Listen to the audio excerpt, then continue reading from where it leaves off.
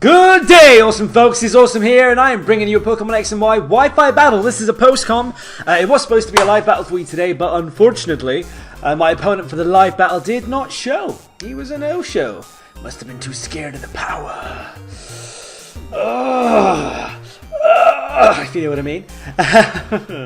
Anyway, so we are bringing you a post-commentated Wi-Fi battle. This is somebody who I battled on my stream. He's also a friend and a YouTuber, Electric Storm 252, aka Jack, of course, as you can see. His links will be in the description up above. Wait, that's not right. To the side. Down below, the description down below. So make sure you check him out. He's a cool guy, cool content, and you should definitely give him a peek. Give him a little peek. Not the naughty kind of peek though. You know what kind of, not like a mountain peak. Like a look, perusal, look-see. Anyway, I digress.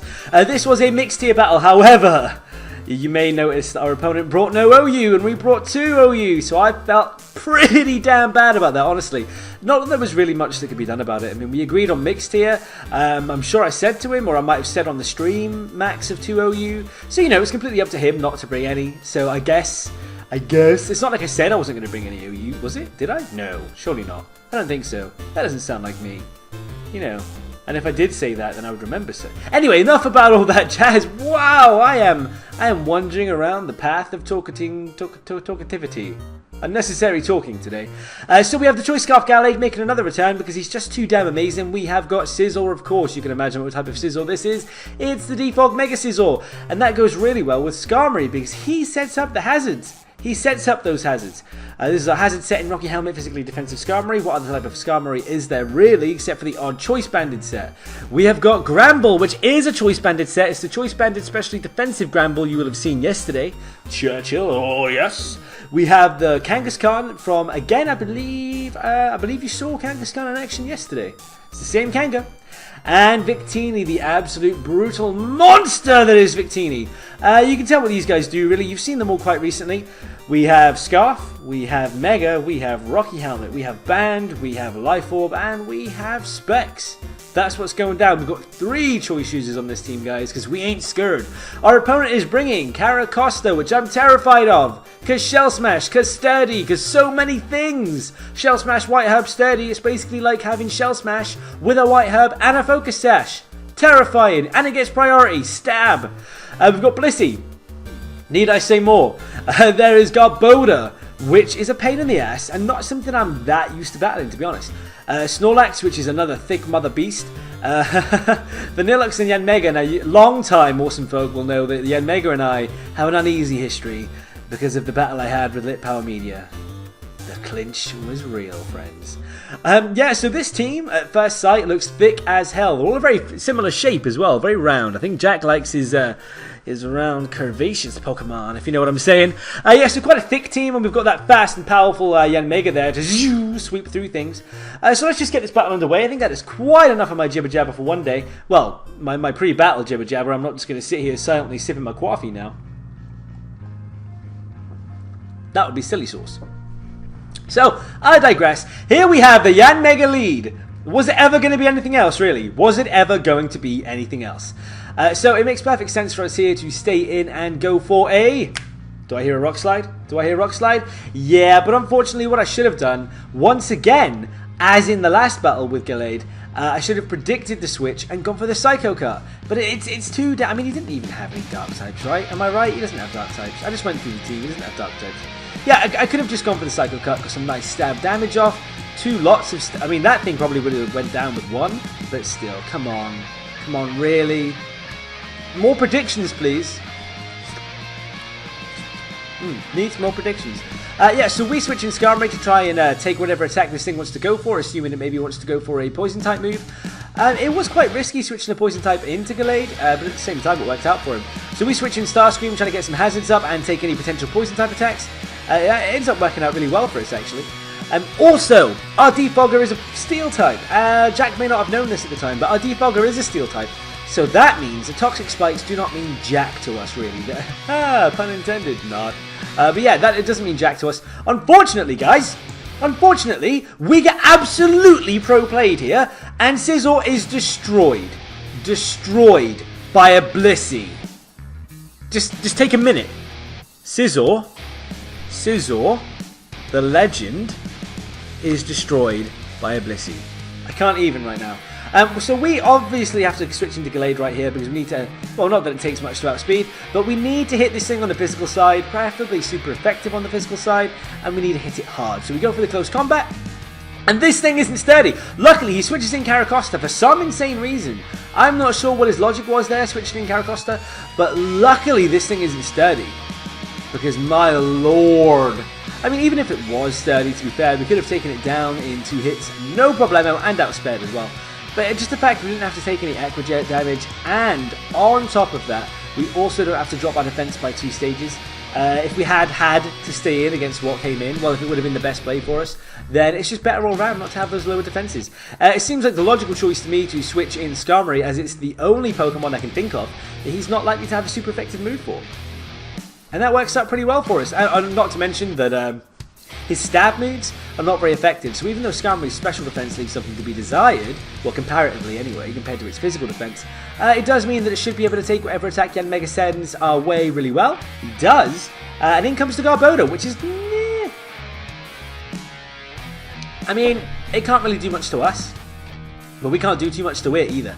And it does have recovery in the form of Black Sludge, and now it gets up its second layer of Toxic Spikes, which means we're going to get badly poisoned with every mon we switch in that touches the ground that isn't Steel type or Poison type now. And isn't that just Wonderbrat, really? Isn't that just fucking wonderful?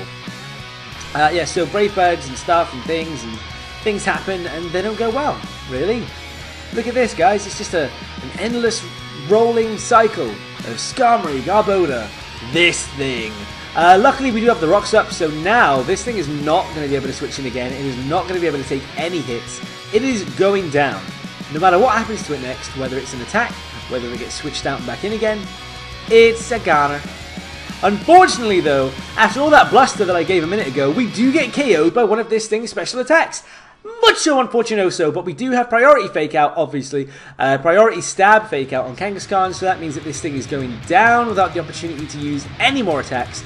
Now, it is basically trapped. It can't switch out to try and preserve itself for later, because if it switches back in, it's going to be KO'd. Get it, bro?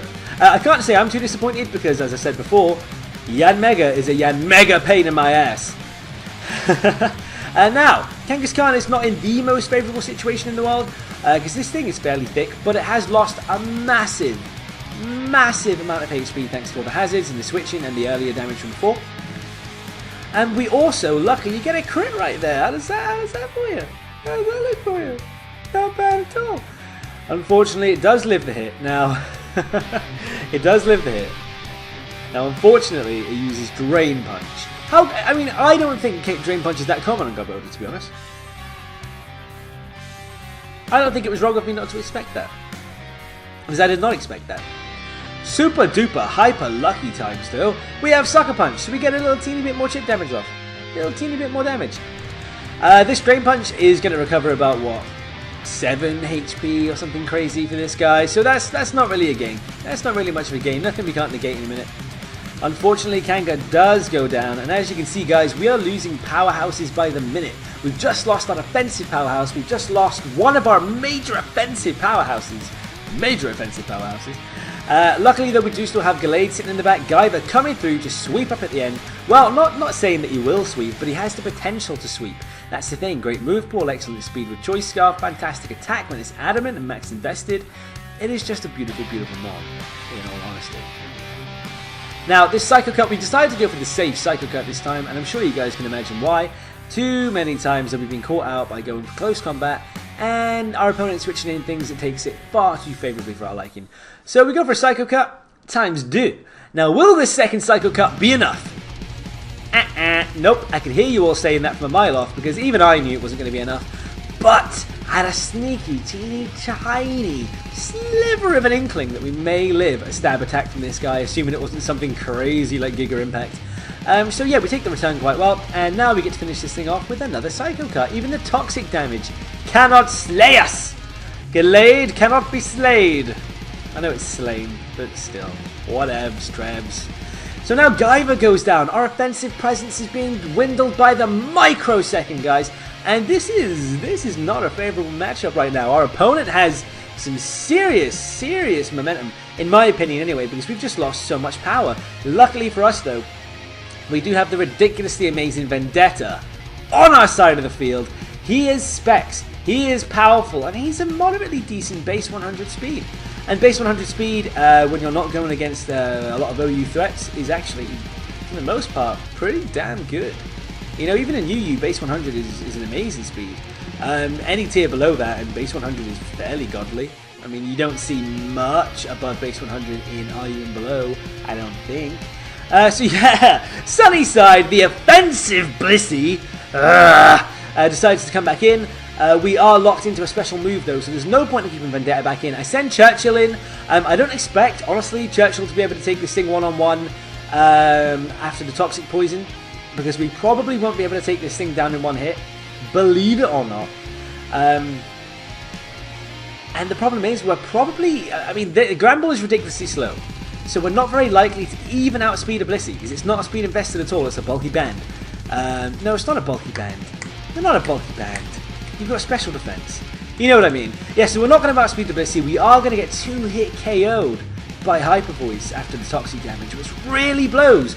But the only reason we sent Churchill in was to act as a buffer between Blissey and Vendetta, so that Vendetta could come back in and get a choice Specs Psyshock off. That is physical damage on the Blissey from a Specs boosted stab attack from a Victini. Not bad at all. We are sitting in a much prettier position now. We have snatched back some of that momentum. Now, we are going to outspeed this thing. Am I right? Am I right? Am I right? And after all that, oh, look at all that beautiful damage. You see, this is why I love hazards, and I wish I used them more. That beautiful, beautiful prior damage. Although, to be honest, I don't think we would have needed the prior damage. Specs boosted Psyshock, absolutely tore through Vanillux. No slowdown with that HP bar, just dropping like a dubstep beat. Oh, damn, right there. That was actually a really tight battle, though. That was the last Pokemon for each of us. It was intense. It was to and fro. And to be honest, guys, if that performance there doesn't make you want to sub to Electric Storm on his channel, which is linked right down there, right there, and follow him on Twitter, then I don't know what will. You see this man. Where is his OU presence? I don't see it. I had 2 OU. And he still nearly decimated me. That was a really tight battle. Go and sub to this guy, seriously, he's really good. He took out a Scizorsome with a Blissey. He took out a Scizorsome with a Blissey, guys. Can we just take a moment? Whoa. Okay, so have a Scizorsome day, guys. Thanks for stopping by. Leave a like if you enjoyed, if you want, maybe. But what I do want, more than anything, is for you to comment down below. Let me know what you did enjoy. Let me know what you didn't enjoy. Let me know why you did or didn't enjoy them. And we'll make the world a better place. Or at least this YouTube channel. Have a great day, guys. Have a Scizorsome day. I love you all. Bye-bye.